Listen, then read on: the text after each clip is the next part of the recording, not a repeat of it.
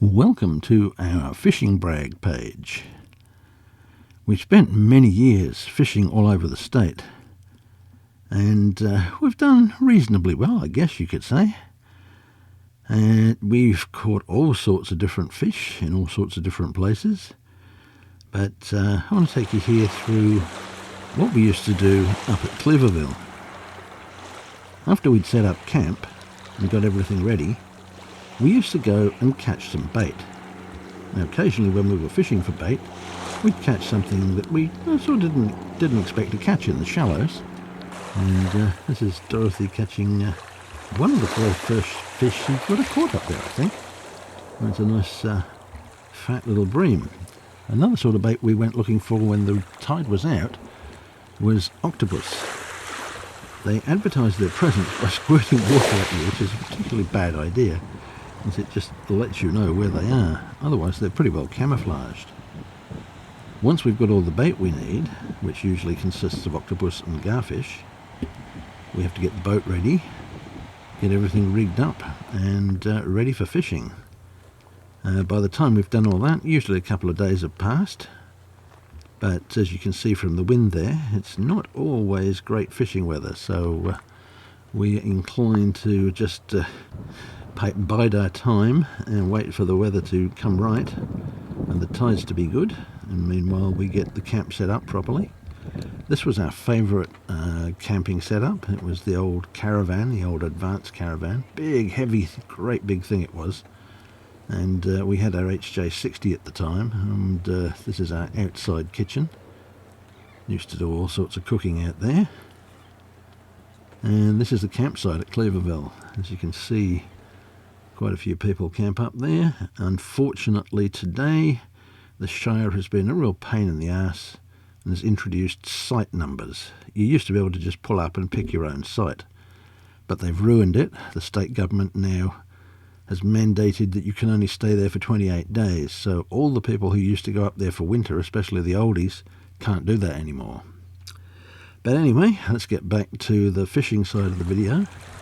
This is the boat ramp, so-called, and that was up the end of the beach.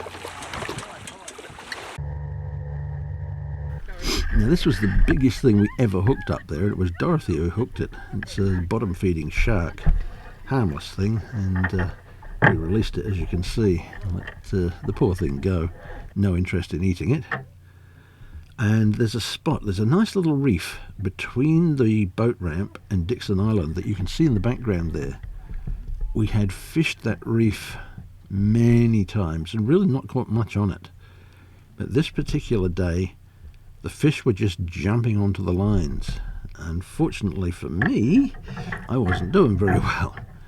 But the girls were certainly doing a lot better than I was, and we got a few nice little northwest snapper. I can't remember if any of the mackerel were keepers. I know we threw quite a few back because they were undersized. But as you can see, that's an absolutely perfect day to be out on the water. Nice and smooth, not choppy at all. The wind did come up a little bit later on, but not too bad. But the thing that kills the fishing there are the howling easterlies, and if they come in, nothing you can do. You just have to wait. As you can see there, we're catching a few decent little fish. That one, yeah, that's a northwest snapper. They're almost always blue line up there. We've hardly caught anything else. And as you can see, I'm not catching anything. My rod is very, very still, and yet Belle and Dorothy behind me do most of the catching, even though my bait is literally only a few feet away from where they're sitting. It's a little mackerel. That one was too small, so we chucked him back. And there's a few decent places to fish around there. You can see Dixon Island behind us. If you go out behind there, there's a nice line of reefs there. I used to have GPS settings for it. I probably don't have them anymore because we haven't been up since 2015. So this is pretty old footage now. But there's a nice line of reefs at the back there, and you can catch some good fish, including Spanish mackerel, coral trout. We caught a few of those. even caught Chinaman fish, in which the Queenslanders will run a mile from because of the cigarette poisoning. But in WA that's not a problem apparently, and we ate that fish quite happily.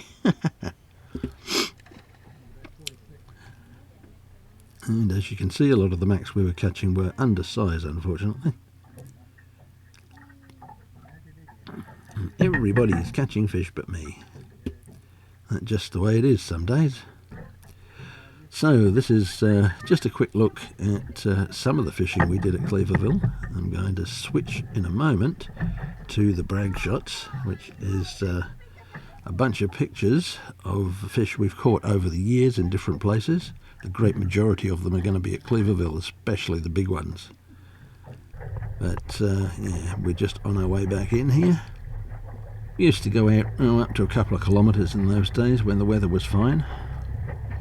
We had all the safety gear with us, GPS so we could find our way in. The fun times we had were when fog came in and you couldn't see anything but a ring of fog around the boat. That was interesting.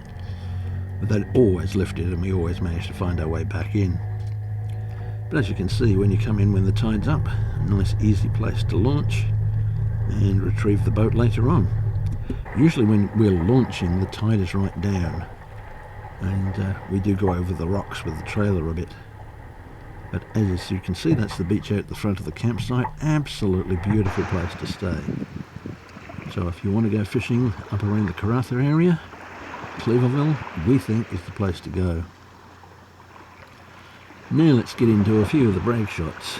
These are some of the fish we've caught over the years. You can see there, nice big cod, some Spanish flag,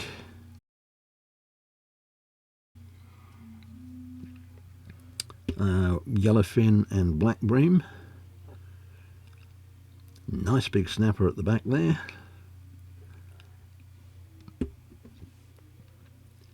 Few snapper, a couple of flag,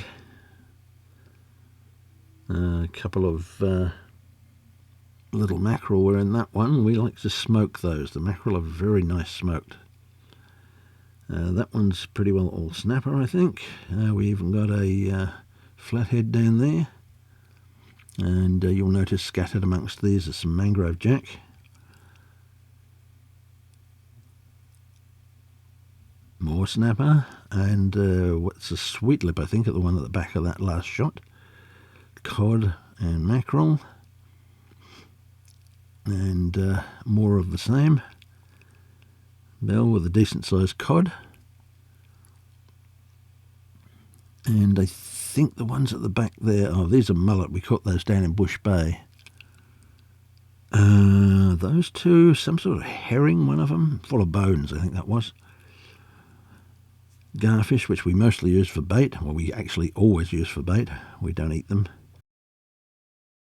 Couple of nice Spaniards here. We did catch Spaniards on and off. It wasn't a regular thing, but we did catch a few up there. There's Bell showing that Dorothy had caught most that day, and here's some nice cod. That is a black spot. And there's that Chinaman fish. Trevally, we usually put those back, and this fella got the hook all down his throat and got into trouble, so we had to put him out of his misery. You can see here some big Spanish mackerel, some very nice big Spaniards. That's a tuna, a long-tailed tuna, I believe. This is further south at Quobber, I think. I'm not sure where that shot was taken. There's some oysters from Bush Bay. A couple of nice big muddies. They're out of the creek in Cleaverville if you go around to that side. Both muddies and blue swimmers. And we caught a lot of both up there. Dorothy very happy with the mud crab. Some more blue swimmers. And some squid. And I think cuttlefish there. And these are some mussels that we got closer to home. Again, back to some snapper, a couple of flatheads, nice big snapper that Bell caught, This one was an odd one, a nice big cod, but it wasn't the cod we caught, it was this mangrove jack that's in the cod's mouth. And the cod decided to swallow the mangrove jack. As you can see, we've got some nice fish up there. The girls happily marching off. Rock oysters. I had to go out getting those, but they were basically too small. I've forgotten the name of that. A long tom. That was a long tom. And these are the girls down at Bush Bay looking for shellfish, which you can find in the sand there. And Dorothy specifically loves to go looking for shellfish, and she catches quite a few of them, or digs up quite a few of them. Nice big whiting that she was very happy to catch. That was a shovel-nosed ray. We don't keep those, we'll release them alive.